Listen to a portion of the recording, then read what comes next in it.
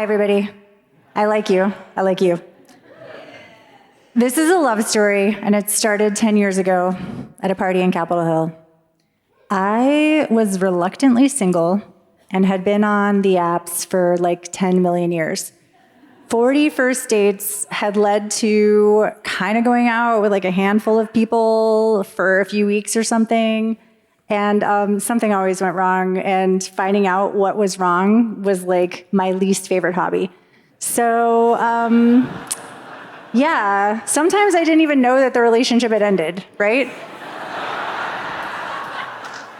And then, you know what? Hope springs eternal. So I was still putting myself out there, and I think we all know what's about to happen here, right? A guy that I had been seeing walked into a party, saw me. I saw that O face. That's not the O face you want to see.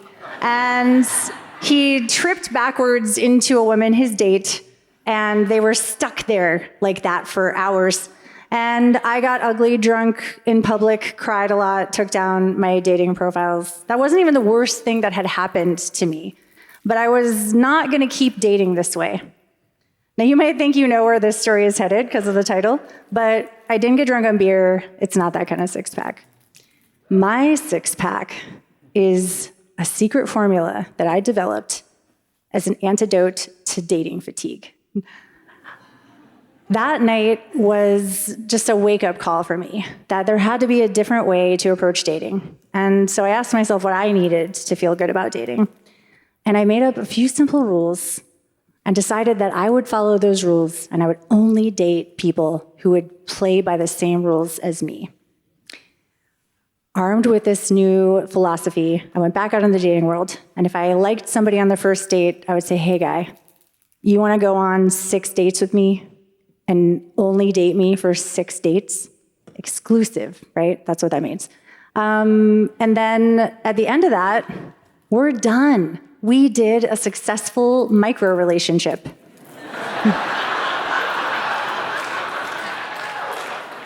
So rule number 1, make rules where it's easy to win. That's it.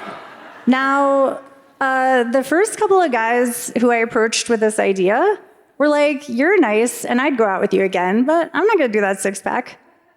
Out. No, thank you. Like, I was looking for enthusiasm and a sense of adventure. And if a six-pack is too weird for you, I am too weird for you. That's not gonna change, people. So you might be wondering, how'd it go, Carey? Did you do some six-packs? I did, thanks for asking. It was great immediately. First of all, I had stopped trying to find somebody to spend the rest of my life with, and I was just trying to find somebody to go on 6 dates with. Much easier. The first guy I did a six-pack with wanted to keep dating at the end. And I was flattered, but I didn't want to. We had one conversation that lasted 3 minutes in person, eye to eye, no ghosting, no hurt feelings. Done. Over. Yes, right? Okay, thank you. Clean breakups. Then the second guy was pretty fun. We liked each other, but the chemistry wasn't there.